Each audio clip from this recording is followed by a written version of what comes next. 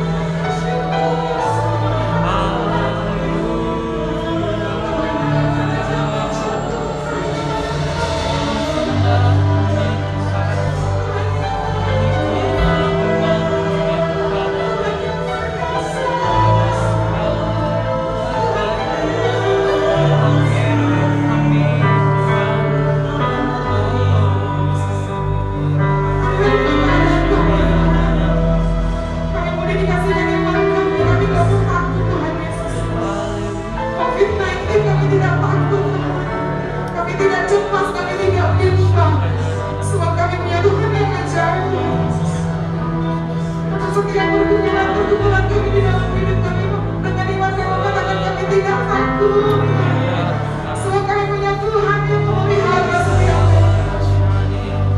Oh, terima kasih. Menaikkan syukur kami. Haleluya. Sebab kekuatanmu ajaib, tiada seperti Allah.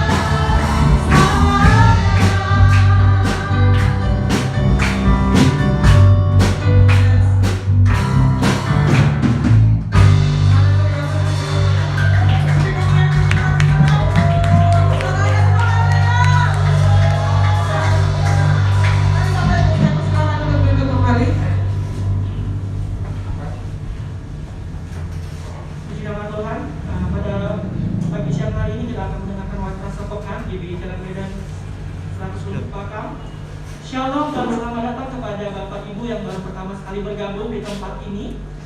Kami merindukan kehadiran Bapak Ibu ibadah-ibadah yang akan datang. Ibadah-ibadah yang diadakan di tempat ini mematuhi protokol kesehatan yang ketat.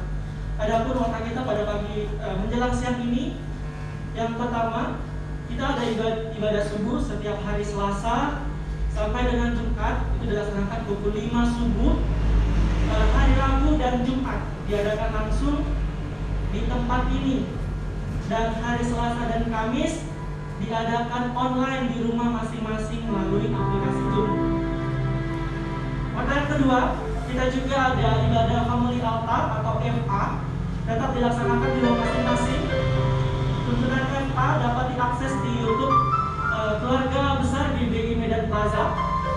Persembahan FA bisa disetor kepada pengurus FA, yaitu Saudara Alex, itu saya sendiri. Dan kemudian yang ketiga, kita juga ada ibadah doa puasa yang dilaksanakan hari Sabtu di tempat ini pukul 10 pagi. Dan yang keempat, ada juga ibadah pemuda. Jadi bagi Bapak Ibu yang memiliki anak-anak muda boleh diajak untuk bergabung. Diadakan setiap hari Sabtu di tempat ini pukul 19.30. Bisa juga bergabung melalui via Zoom. Dan juga ada menara doa Youth pukul 20.30. Dan selanjutnya ada warta tambahan. Yang pertama yaitu pelayanan pastoral seperti pernikahan, konseling, baptisan, doa, dan pelayanan kematian dapat menghubungi nomor yang tertera di layar. Dan yang kedua, informasi mengenai ibadah akan dikirim melalui grup WhatsApp gereja. Bapak Ibu bisa scan barcode yang ada di mading yang ada di depan, ya, untuk boleh bergabung di grup gereja kita. Kemudian yang ketiga, Bapak Ibu bisa memberikan persembahan secara langsung di kotak persembahan di dekat pintu keluar. Kemudian Bapak Ibu ini bisa memberikan persembahan pembangunan langsung melalui rekening gereja di Bank BRI atas nama pembangunan GBI Jalan Medan 1 Selubuk Pakam. Bisa dilihat di sana tertera dan nomor rekeningnya. Dan kemudian ada juga warta tambahan dari Departemen Pemuda mengadakan kegiatan bakti sosial, yaitu pelayanan kasih berupa pembagian orang-orang yang membutuhkan di sekeliling kita. Jadi bagi Bapak Ibu yang ingin mengambil bagian, yang boleh Ibu Elizabeth Sihotang atau pembina Next Generation.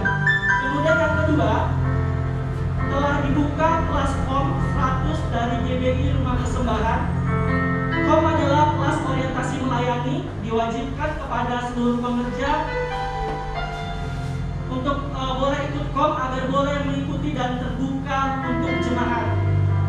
Kelas ini dimulai pada tanggal 31 Agustus 2021 setiap hari Selasa dan Kamis pukul 18 sampai dengan 19.30 melalui via Zoom.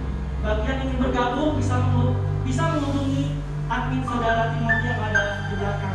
Sekian warta, terima kasih. Shalom. Haleluya, terpuji nama Tuhan. Mungkin kami rindu menyapa Bapak Ibu yang baru pertama kali hadir di tempat ini untuk beribadah bersama kita. Mungkin boleh rapaikan tangannya. Saya melihat tadi juga baru, pagi wajah baru. Belajar kita semua.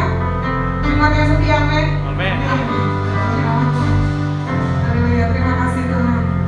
Kami bersyukur Bapak yang baik untuk warta yang sudah boleh disampaikan. Biar Tuhan yang berkati setiap kami di dalam warta itu, kami boleh melaksanakannya dengan baik Tuhan. Tuhan Yesus, dan sebentar Bapak yang baik, kami akan mendengarkan suara Tuhan untuk setiap kami, firman-Mu yang akan dikumandangkan di tempat ini. Biar Tuhan berkati Tuhan Yesus, setiap kami yang boleh mempersiapkan hati kami untuk mendengarkan firman Tuhan. Biarlah Tuhan nanti kami boleh menjadi yang subur, menjadi tanah yang subur, untuk firman-Mu boleh bertumbuh, tertanam, dan juga berbuah di dalam hidup. Haleluya.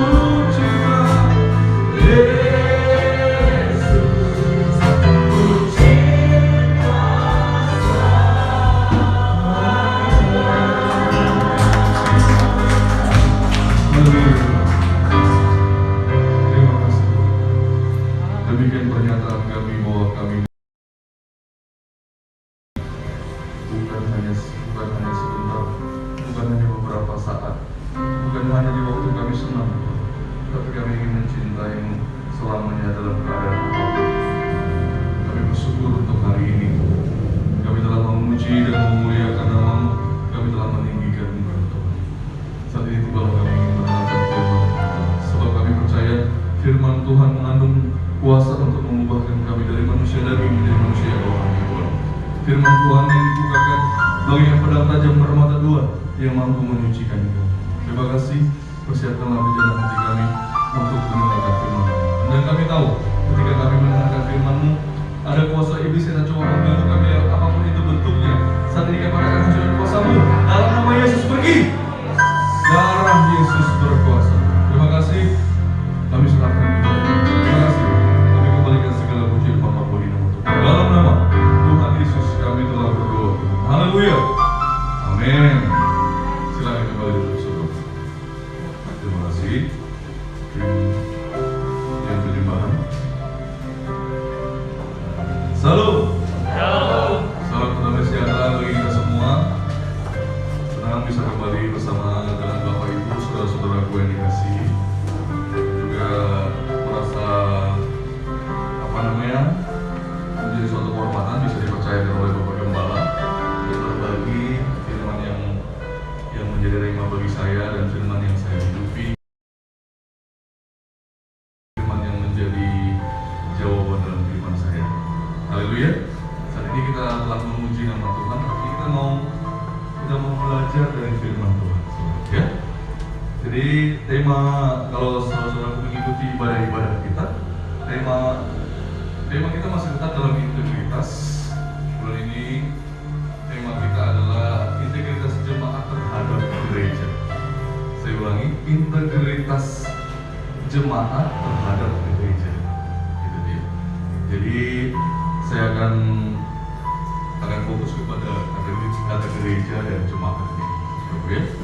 Jadi kita bisa menyadari dan kita bisa melihat situasi saat ini,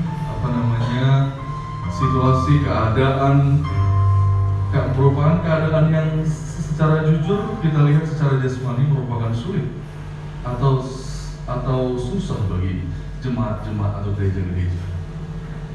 Tetapi bagi jemaat-jemaat Tuhan yang sungguh-sungguh mengasihi Tuhan, jemaat-jemaat Tuhan yang bergantung sepenuhnya kepada Tuhan, inilah waktu di mana membuktikan bahwa kita gereja Tuhan, orang yang berada bersama dengan Tuhan, itu sungguh-sungguh Tuhan akan lindungi, saudara. Jadi menjadi pertanyaan kepada kita, gereja yang bagaimana atau gereja yang seperti apa pada masa sekarang ini akan Tuhan lindungi dan Tuhan jagai, saudara. Ya? Jadi pada hari ini judul tema khotbah saya itu gereja berada di Goshen. Nah, saudara, gereja atau jemaat Tuhan berada di Goshen. Jadi saudaraku, tema khotbah ini berada di Goshen ini merupakan rema atau pelajaran yang saya dapat ketika saya di Afrika Selatan. Ya. Beberapa tahun yang lalu, tahun 2020, Tuhan percayakan saya sekolah dan juga pelayanan di Afrika Selatan, tepatnya di kota Worcester namanya. Pada waktu itu sekolah kami, ya sebenarnya kami 6 bulan sekolah, tapi sekolah saya harus diselesaikan karena keadaan COVID itu melanda di seluruh dunia. Jadi pada Januari, Februari, Maret, April sebenarnya kami menjangkau dari Afrika Selatan, kita menjangkau bulan-bulan lainnya. Tetapi terhenti gara-gara situasi COVID-19, saudara. Jadi pada waktu masa-masa bayangkan, seharusnya saya pulang ke Indonesia pada bulan Juni, bulan 6, karena visa saya visa student, visa mahasiswa, tetapi tidak bisa keluar karena border setiap negara ditutup, saudara. Jadi saya harus bertahan selama sekitar 6-7 bulan di Afrika Selatan, tidak melakukan apa-apa. Lalu saya merenungkan firman Tuhan. Setiap hari saya spend time dengan Tuhan. Saya bertanya, Tuhan, situasi ini situasi yang bagaimana? Saudara, jadi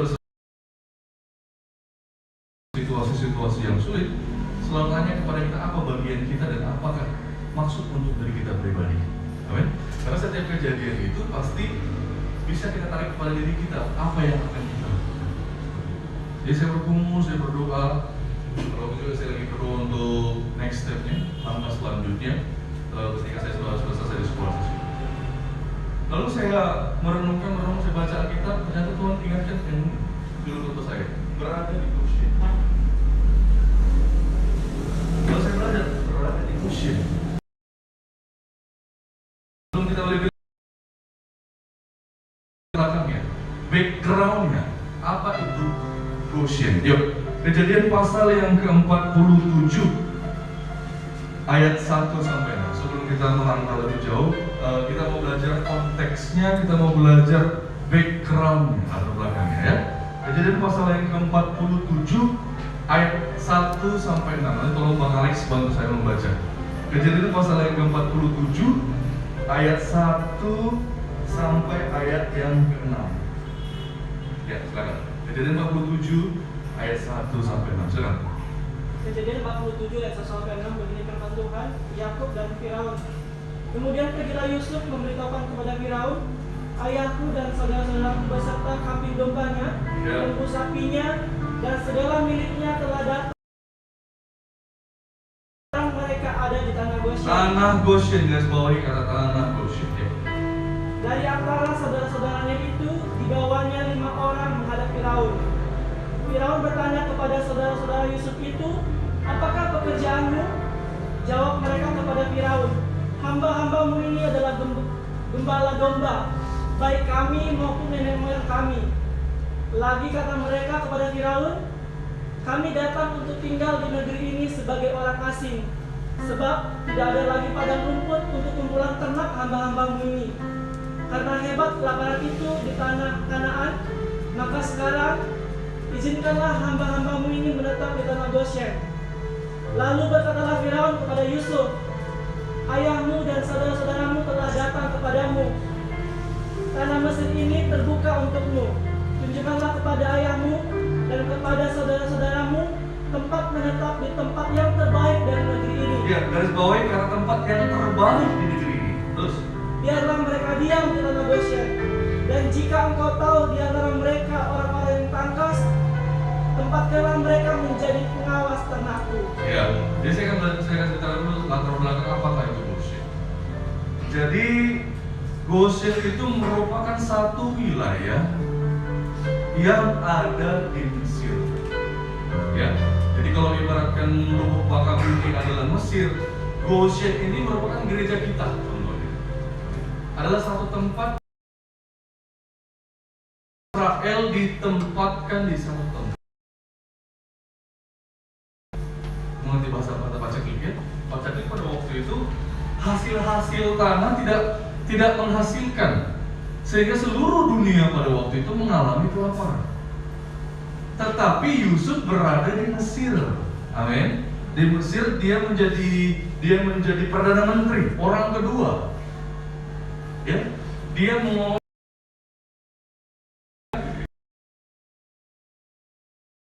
bahwa akan terjadi 7 tahun kelaparan. Oleh sebab itu selama 7 tahun persiapan sebelum kelaparan, mereka mempersiapkan satu makanan dalam lumbung yang disebut pada waktu itu lumbung Yusuf,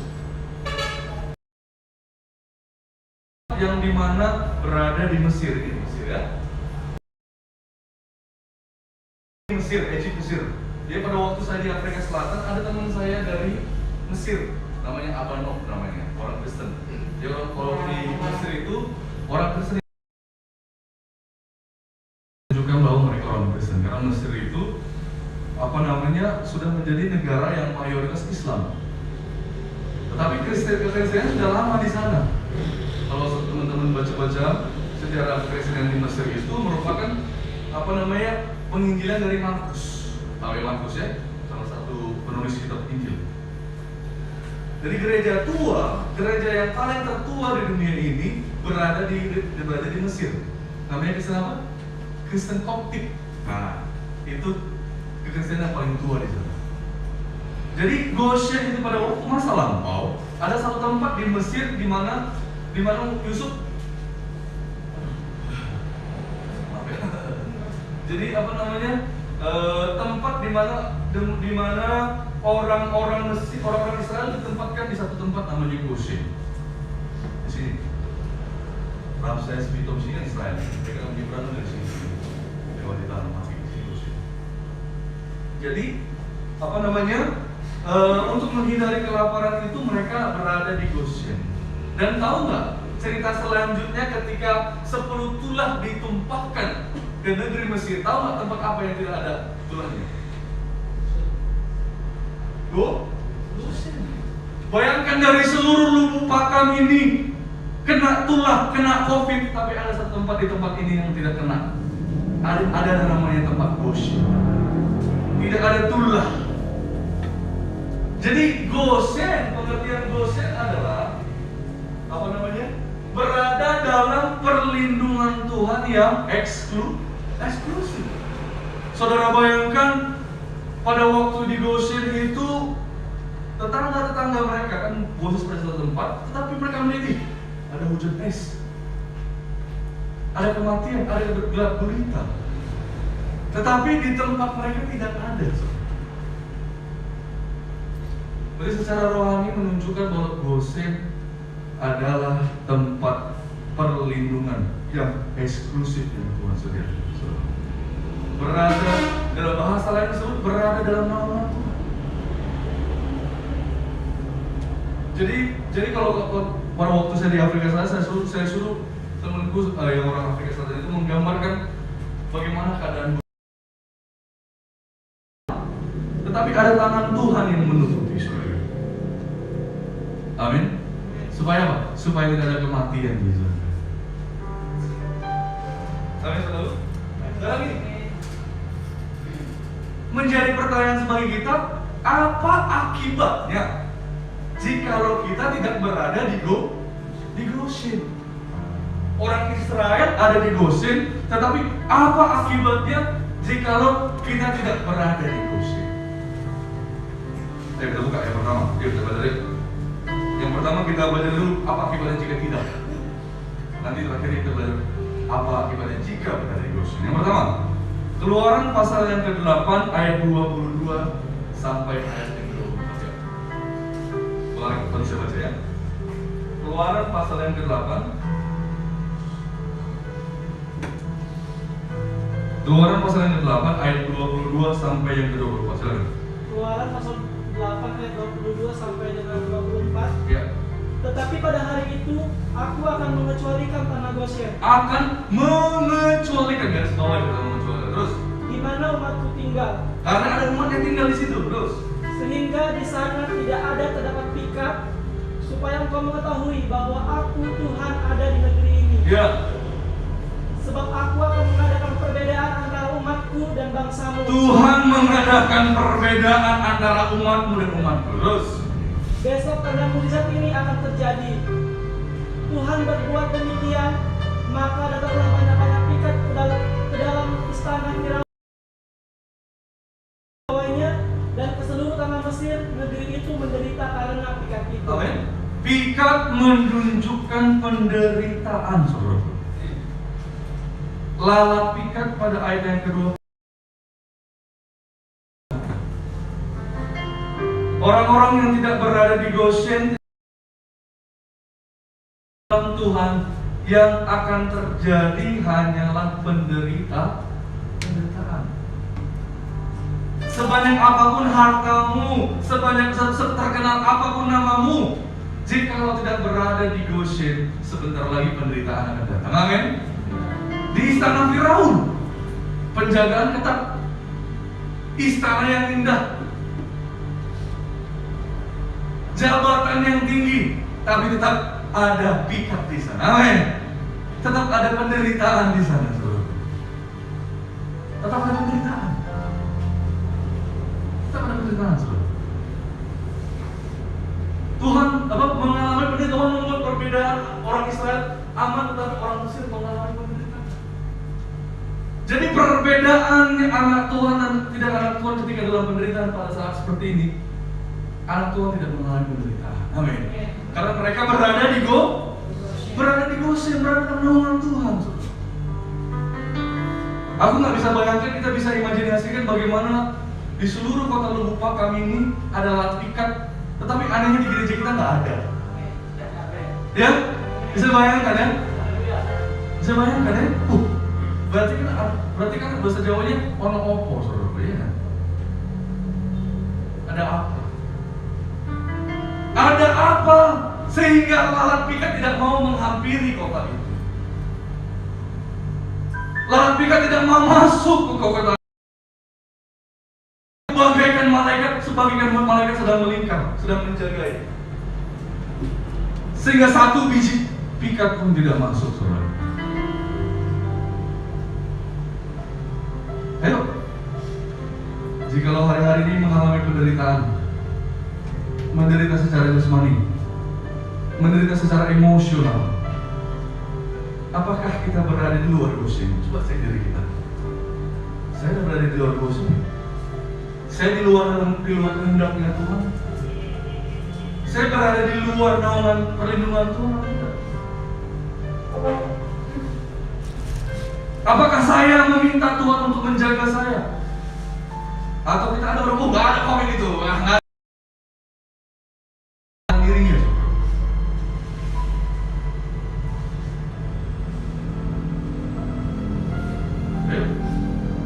Berada di Goshen adalah berada dalam penaungan Tuhan, berada dalam perlindungan yang eksklusif. Saudara tahu arti kata eksklusif ya? Kalau eksklusif dia itu khusus, dibedakan. Yang pertama, sekalipun berada di istana Firaun, tetapi tetap menderita. Sekalipun secara jasmani, secara moral, jabatan kepemilikan, kita seperti berada di Firaun, berada di istana Firaun, mulia, besar, terkenal. Kalau nggak berada dalam dua, sebentar lagi penderitaan datang. Amin. Sebentar lagi pikat datang. Mungkin Goshen tak seindah istana Firaun.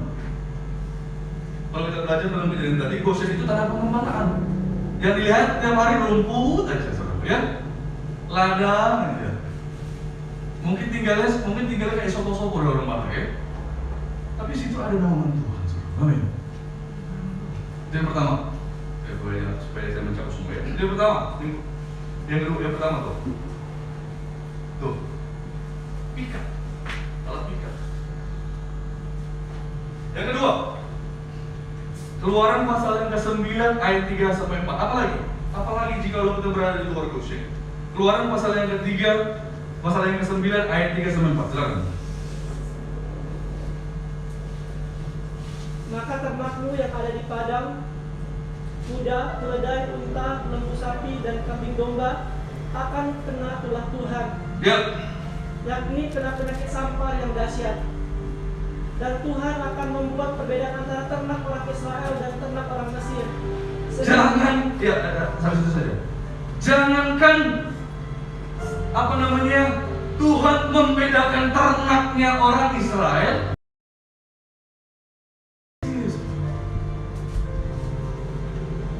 Ternak pada zaman ini menunjukkan kepada kekayaan. Jadi pada zaman dulu menghitung kekayaan orang itu nggak seperti sekarang. Kalau kaya kan berapa uang beli bank ya. Pada waktu dulu berapa kambing domba yang dimilikinya, ya, sama seperti Abraham ya. Dibilang kan orang Abraham itu orang terkaya di timur pada waktu itu. Kenapa? Karena dia memiliki kambing domba yang sangat banyak. Jadi ukuran kekayaan pada zaman dahulu adalah ternak. Kalau kita berada dalam Tuhan, berada dalam Goshen, hartamu, jangankan nyawamu, hartamu pun Tuhan jaga. Ya men. Tidak ada belalang pelahap. Saya pada waktu kemarin saya khotbahkan ini, saya lagi di Siti Kalang, saya khotbah di gereja, saya lupa gereja apa, Siang gereja apa? GSJA pada waktu itu. Saya bersaksi, saya khotbahkan ada satu pendeta di situ. pada zaman COVID, pada zaman sekarang, bayangkan dia membangun gereja dengan jumlah pengeluaran 500 juta. Masa COVID, masa pacaklik, masa susah, tapi dia membangun gereja sebesar 500 juta. Gereja kita ya, masa COVID agak ada renovasi pengembangan ke belakang. Jangankan nyawamu, hartamu tuh jaga, men. Tuhan jaga. Tuhan jaga hartamu. Jikalau kita berada di Goshen. Gampang ingat ya. Tiap hari Tuhan biarlah aku selalu berada di Goshen. Amin. Biarlah aku selalu berada di Goshen, Tuhan. Ingat Goshen. Jangankan aku, hartaku pun Tuhan jaga.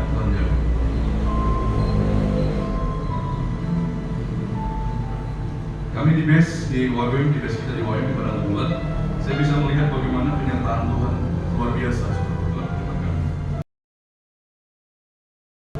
Tetapi penyertaan penyediaan Tuhan luar biasa. Saya pergi ke kemarin itu saya pergi ke sekolah kita yang dulu di Medan. Saya lihat ada yang mengadu, aduh di tempat ini Om sudah gak makan kami, udah gak ada lagi beras. Ketika saya langsung merenung, Tuhan terima kasih. Tuhan.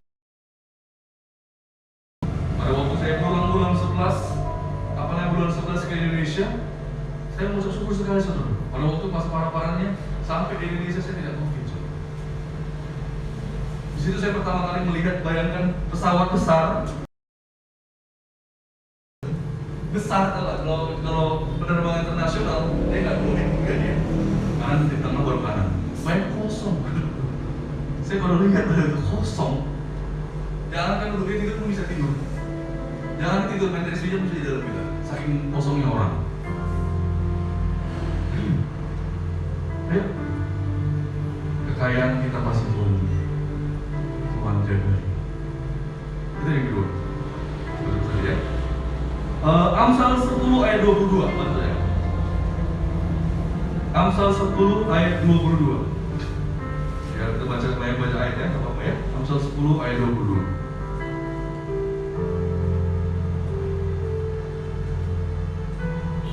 Oke, silakan. Berkat Tuhanlah yang menjadikan kaya, susah payah tidak akan menambahinya. Amin. Berkat Tuhanlah yang menjadikan kaya, susah payah tidak menambahinya. Satu lagi untuk kita lebih melihat bagaimana harta ini. Zefanya 1:18. Zefanya 1 ayat 18.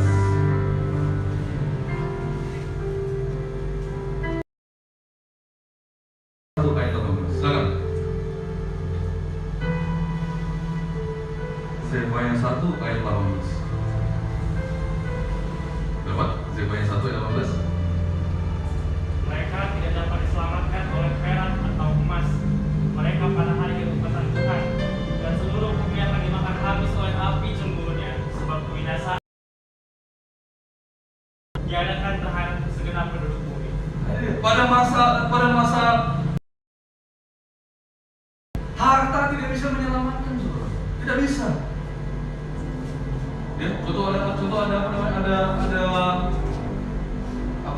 ada disaster tuh. Seperti apa ya? Seperti angin puting beliung, tornado atau tsunami. Ketika itu datang, ketika menimpa satu tempat, harta tidak bisa melindunginya, saudara. Amin. Bagaimana kalau ada tsunami? Ya, nggak bisa. Atau pada hari kedatangan Tuhan semua dunia akan di bumi hanguskan. Bisa ke saudara kita, itu akan waktu. Nggak bisa. Yang mampu menyelamatkan kita jika kita berada di Goshen. Amin. Kalau enggak, yang ketiga, apalagi jika kita tidak berada di Goshen. Keluaran pasal yang ke-9 ayat 25-26. Keluaran pasal yang ke-9 25-26. Ya. Keluaran pasal yang ke-9 25-26. Ya, silakan. Hujan es itu menimpa binasa segala sesuatu yang ada di padang di seluruh tanah Mesir, dari manusia sampai binatang. Juga segala tumbuh-tumbuhan di padang ditimpa binasa oleh hujan itu, dan segala pohon di padang ditumbangkannya. Ditumbangkan terus. Hanya di tanah Goshen, tempat kediaman orang Israel, tidak ada turun hujan. Lagi-lagi hanya di tanah Goshen, tidak tempat kediaman umat Tuhan, tidak ada hujan es. Ya? Bagaimana kita bayangkan di tempat-tempat lain ada hujan es, tapi kok di situ nggak ada? Ya? Kok nggak ada ya? Karena apa? Karena Tuhan berada di Goshen. Amin. Karena Tuhan berada di tengah-tengah, sehingga apapun tidak mampu menjamah. Secara jasmani dulu mungkin es, tapi secara rohani es itu menunjukkan kasih yang semakin dingin. Di luar Goshen, di luar Tuhan, kasih manusia akan menjadi dingin. Amin. Kasih semua menjadi dingin.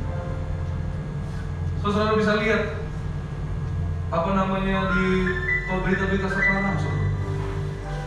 Orang-orang yang mulai kasih dingin gara-gara game online, gak dikasih handphone. Yang masih ada teman saya bisa gara-gara gak dikasih handphone untuk main game online, dipenggal, dipotong oleh apa omongan. Gara-gara game online. Kenapa? Karena di luar Tuhan pasti kasih semakin tinggi. Oleh sebab itu anak muda ya semua ya, temukan kasih itu di Goshen. Di luar rumahmu tidak ada kasih, yang ada kasih yang ini. Oleh sebab itu, jadikan rumah kita menjadi rumah yang di Goshen, rumah yang dimana Tuhan berada, sehingga anak-anak ketika dia pulang ke rumah, mereka merasakan kasih Tuhan. Amin. Jangan ketika pulang anak-anaknya, ya Pak, bentar lagi Bapak marah, bentar lagi Mama merepet. Mereka air di rumah. Mereka menjadi rumah tangga, rumah menjadi seperti neraka, saudara. Jikalau anak tidak menemukan kasih di rumah, dia pasti akan mencari kasih di luar. Pacaran sembarangan, jatuh dalam dosa, internet lah kemana-mana. Kenapa? Karena tidak ditemukan Goshen, tidak ditemukan Tuhan dalam rumahnya. Ayo, anak-anak, supaya jangan kena hujan es di luar, kasih semakin dingin, kasih yang dingin. Ayo, adakan kasih di rumah. Amin. Bapak menjadi bapak sebagai raja dan imam. Jadi saya mengalami saudara, pada waktu kecil, seumuran siapa ya? Seumuran seperti si Grace itu lah, si Grace. Saya pernah waktu saya di Bekasi, di Pondok Ungu, bapak saya sakit kejamnya sama saya, mereka ditangkap tangan saudara, dilempar masuk ke kursi, masuk ke lempar. Ayo pulang kau bilang, lempar masuk ke kursi. Paret kalau masih ini, paret. Bayangkan kayak sampah, masuk ke kursi. Bapak saya tidak menjadi representasi Bapak di surga. Maka pada waktu itu saya mengalami kehilangan hati Bapak dan kasih Bapak.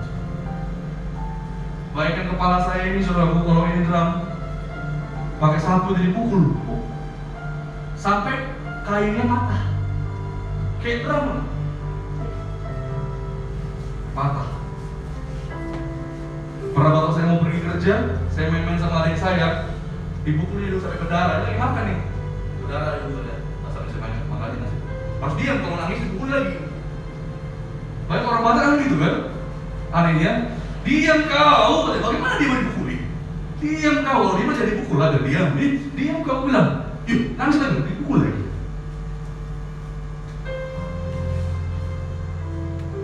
Adakah kasih di rumah kita? Apakah rumah kita menjadi tempat Goshen? Sehingga ketika saya beranjak dewasa, saya tumbuh menjadi orang yang keras. Orang yang disakiti akan cenderung menyakiti. Apa yang kita terima dari orang tua kita, itu yang kita lakukan sama orang lain. Ayo, Saya juga mau jadi orang tua. Cari kasih di luar. Dan saya menemukan sekali perempuan-perempuan yang gak menemukan kasih Bapa di rumahnya, pasti jatuh dalam jalan, di Bali, di Jakarta, di Medan, di Penang, di Afrika Selatan. Saya temukan pasti dia jatuh dalam hubungan. Kenapa? Karena dia tidak mendapat dari bapaknya, sehingga dia cari orang lain. Kasih yang dingin. Saya mengalami saudara, saya bagian saya mengalami. Ayo, kita semua di luar rumah kita ada hujan es. Oleh sebab itu berikan kenyamanan, berikan kasih orang-orang yang luar kita. Sehingga benarlah istilah home sweet home. Kenapa dia nggak menggunakan kata house? Kenapa beda kata house dengan home? Ini house ini. Tapi kalau home ini hubungan kasih itu, amin. Jangan jadi house saja. Jangan jadi house. Anakku pun juga seperti itu nanti. Ayo, jikalau di luar quotient kasih Tuhan, yang ada hanya hujan es yang membinasakan. Itu yang ketiga. Yang keempat. Yang keempat. Jikalau dua dosa pasti boleh terima. Dengan serawani membawa kematian. Yuk, ini. 4. Keluaran pasal yang ke-10. Keluaran pasal yang ke-10 21-23. Silakan. Keluaran pasal yang ke-10 ayat 21 ayat 22-23. Silakan. Berfirmanlah Tuhan supaya datang gelap meliputi tanah Mesir, sehingga orang dapat meraba gelap itu. Lalu Musa mengulurkan tangannya ke langit, dan datanglah gelap gulita di seluruh tanah Mesir selama 3 hari. Iya, terus. Tidak ada orang yang dapat melihat temannya. Tidak dapat melihat temannya, terus. Juga tidak ada orang yang dapat bangun. Pada semua orang Israel ada terang di tempat kediamannya. Kalau teman-teman saudara-saudaraku bisa lihat gambarnya ya. Ini semua gelap, tapi tanda-tandanya terang. Terang apa yang menerangi mereka? Terang matahari ditutup, tetapi ada terang yang menerangi mereka. Kenapa? Karena ada Tuhan di dalam mereka. Karena Tuhanlah terang yang abadi. Terangnya Tuhan tidak bergantung pada terangnya matahari, saudara. Terangnya Tuhan lebih terang dari terang matahari. Amin, saudara. Terang kemuliaan. Bagaimana saudara bayangkan di seluruh lubuk pakam ini gelap, tapi cuma di gereja ini terang. Bayangkan ya. Jadi saudara bisa kayak apa ya? Kayak bayangkan ini terang. Di sini gelap. Di sini terang. Di sini gelap ya. Sebayangkan saudara. Orang-orang yang bernaung di dalam Tuhan, orang-orang yang berlindung dalam Tuhan, tidak ada kegelapan dalam kehidupannya. Amin. Ada terang. Ada terang, saudara. Kegelapan itu sampai ketika mereka bangun tidak bisa lihat apa-apa, saudara, gelap. Dan saudara bisa bayangkan gelap itu bagaimana ya? Gelap, saudara. Gelap itu juga menunjukkan kejahatan dan dosa. Di luar Tuhan, di luar Gosen, yang ada hanya dosa. Jikalau kita di rumah kita ada Tuhan, di rumah kita Tuhan menjadi kepala yang membawa terang. Perhatikan anak saudara. Jikalau anak-anak hanya banyak-banyak di luar itu hanya ada kegelapan. Ya, jadikan Tuhan sebagai kepala supaya Tuhan menerang. Yang kelima, yang terakhir nih, jikalau tidak berada di Goshen, gak menunjuk pada kejahatan dosa ya. Yang terakhir, ini yang terakhir, akibatnya. Akibat yang terakhir, bahkan akibat puncaknya dari 10 hukum tulah yang ke-10 ya adalah ini. Keluaran pasal yang ke-12, silakan. Ayat 29 sampai 30, silakan. Maka pada tengah malam Tuhan membunuh tiap-tiap anak sulung di tanah Mesir. Ya. Dari anak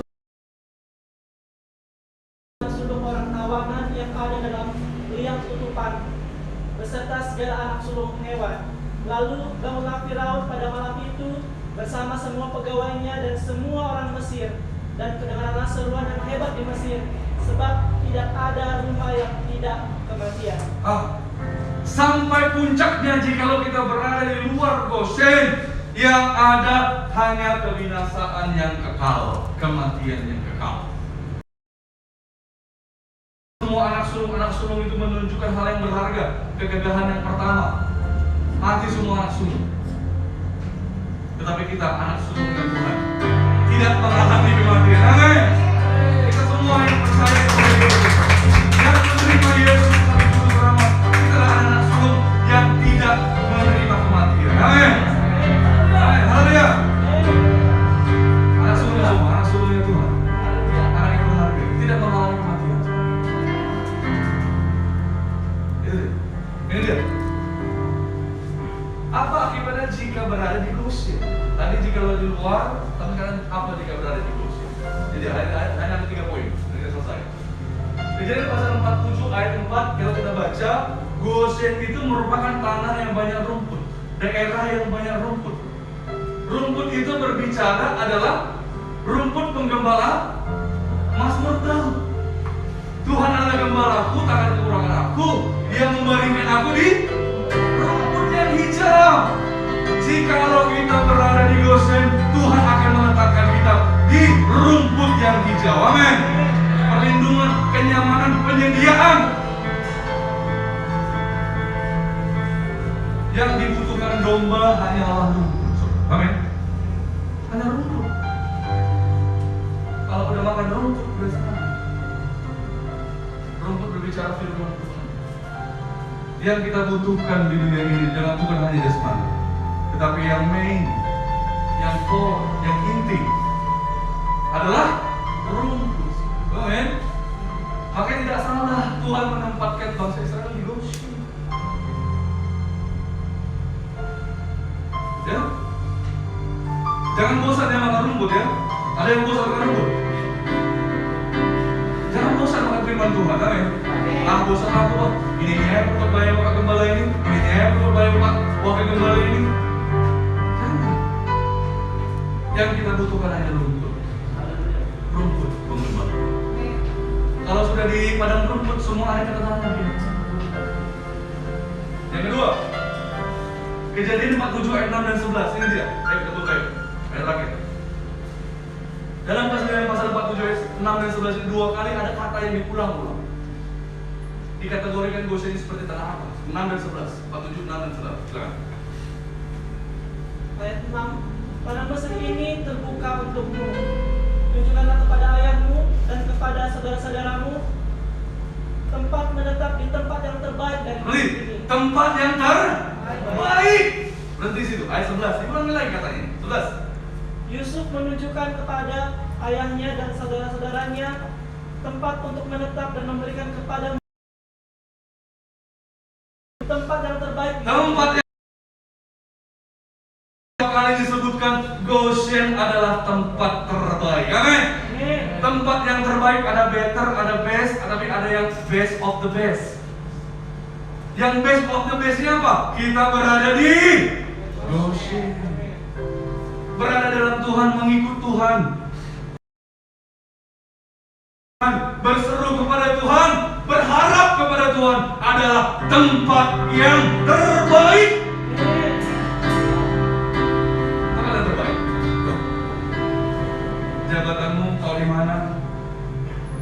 Dimanapun kamu, luar negeri kan luar negeri dimanapun, gak masalah. Yang penting kita ada di Gosen. Amin. Hiburan bagi saya melayani keluar kemanapun, tapi kalau tidak berada di Gosen percuma. Itu bukan tempat yang terbaik. Yesus adalah tempat yang terbaik. Amin. Ayo kita pilih yang mana? Pilih yang best, better, atau best of the best? Best of the best. Tuhan menyediakan kepada anak yang sulung adalah best of the best. Tempat yang terbaik. Ayo pilih yang terbaik. Anak muda semua, pilih yang terbaik. Ikut Tuhan yang terbaik. Apa yang kita lakukan sekarang, beribadah, melayani dengan firman, ini adalah tempat yang terbaik. Tergembala, beribadah adalah tempat yang terbaik. Jelas. Oleh sebab itu, dengan motivasi waktu mau berangkat ke gereja, saya mau berada di Goshen. Saya mau di tempat yang terbaik. Amin. Jangan lobang hari minggu harus ke gereja lagi. Aduh, malas lah. Udah jauh ngasih persembahan lagi. Di sini lagi dari khotbah, ditegur lagi dari khotbah. Aduh, malas lah. Kamu malah pilih tempat yang lain. Oh, hari minggu lebih enak jalan-jalan lah. Rapat kek, kegawin jahe kek, ya. Bukan itu tempat yang terbaik, amin. Tempat terbaik di sini. Dengar firman Tuhan, menyembah. Memang orang-orang yang bukan orang Israel, dia memang orang Mesir, gak suka berada di Goshen. Ayo, apakah kita orang Mesir atau orang Israel yang di Goshen? Malah kita lebih suka tempat yang gelap, tempat yang asing yang dingin. Amin. Ini yang terakhir ayat terakhir. Sampai Wahyu 21 ayat 3 sampai 4 terakhir. Kita berada di Goshen yang kekal. Amin. Di bumi ada Goshen, di surga nanti kita akan Goshen yang kekal selama-lamanya bersama dengan Yesus. Wahyu pasal 21 3-4 ayat terakhir. Wahyu pasal 21 ayat 3 sampai 4. Silakan. Lalu aku mendengar suara yang nyaring dari takhta itu berkata, Ya. lihatlah, kemah Allah ada di tengah-tengah manusia. Ada kemah terus. Dan ia akan diam bersama-sama dengan mereka. Ya. Mereka akan menjadi umatnya dan ia akan menjadi Allah mereka. Amin. Dan ia akan menghapus segala air mata. Menghapus segala air mata terus. Dan maut tidak akan ada lagi. Tidak ada lagi kematian maut terus. Tidak akan ada lagi perkabungan. Tidak ada perkabungan. Atau rotot tangis. Tangis. Atau duka-cita. Duka-cita. Sebab segala sesuatu telah berlalu. Telah berlalu. Amin. Haleluya. Mari kita bagi diri dulu. Amin. Pilih tempat yang terbaik adalah Goshen. Memilih beribadah, memilih menyanyi, menyembah Tuhan, memilih mendengarkan firman Tuhan adalah tempat yang terbaik. Oleh sebab itu di hari-hari berikutnya, di minggu-minggu berikutnya, ayo pilih yang terbaik. Memang kelihatannya susah, memang kelihatan terbatas, hanya di Goshen saja. Tetapi di Goshen adalah tempat yang terbaik. Masa depanmu yang terbaik mana muda? Amin. Amin. Kalau ada berada di Goshen. Haleluya. Ayo naikkan ucapan syukur kita kepada Tuhan. Kita bersyukur kepada Tuhan. Haleluya. Terima kasih Tuhan. Haleluya. Kami berada di Goshen. Haleluya. Kami memilih mengikut Engkau. Kami memilih mengikut Engkau.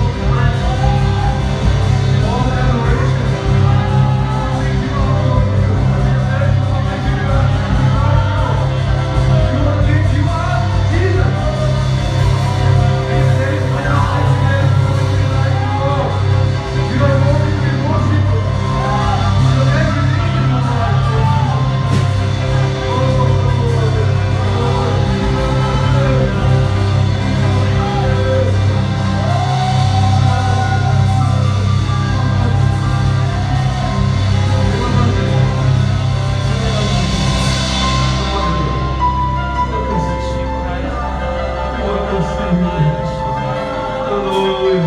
Jikalau sedang jemaat merasa bahwa dia pergi keluar dari Goshen, pergi keluar ke tanah Mesir, bahkan ke istana Firaun, ayo kembali, semua kembali. Hari ini hari dimana kita kembali ke Goshen. Haleluya. Jika kita jatuh, ayo kita kembali ke Goshen. Tangan Tuhan selalu terbuka untuk menerima kita. Jangan pergi jauh dari Goshen. Kembali, kembali ke Goshen, kembali ke Tuhan. Terima kasih, terima kasih.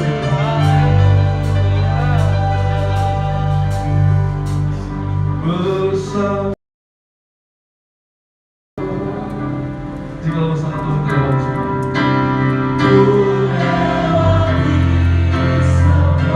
Amin, pasti kita lewati semua.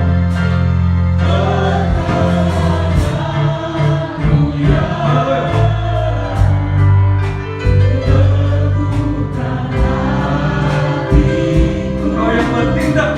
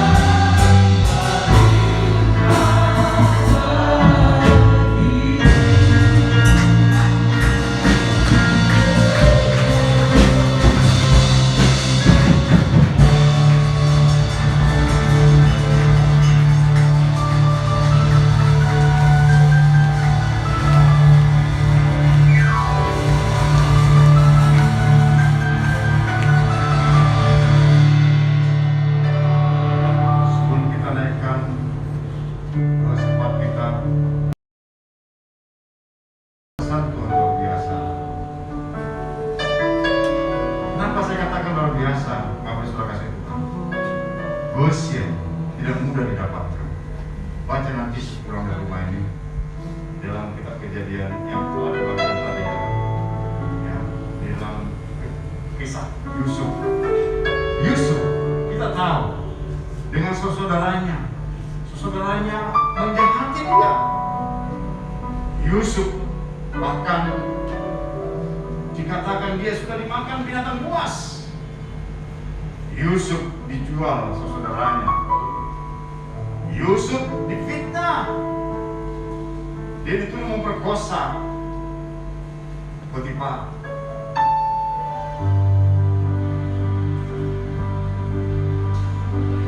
Dan dia menjadi berkat di tanah Mesir.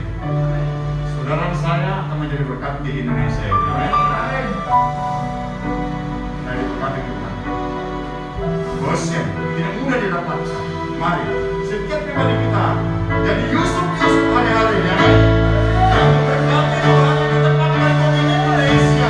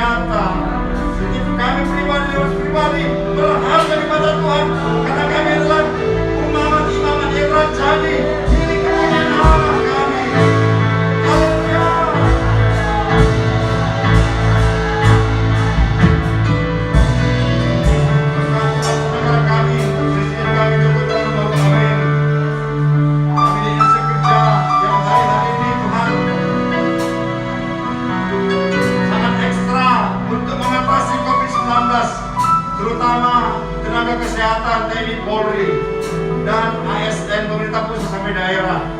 Kau berkati Tuhan, masyarakat kami boleh patuh terhadap protokol kesehatan. Virus itu memang ada, tapi kami juga perlu takut dengan kami mentaati pemerintah. Ikut divaksin semuanya Tuhan Yesus untuk memperkuat imun kami Tuhan, iman kami dan imun kami. Terima kasih pemerintahan bangsa kami sekali lagi Tuhan. Kami berhani kami Pak Niko, Pak Bambang dan Pak Edi Praetno, para pemimpin, para gembala kami Tuhan, juga berkati keluarga dan seluruhnya Tuhan.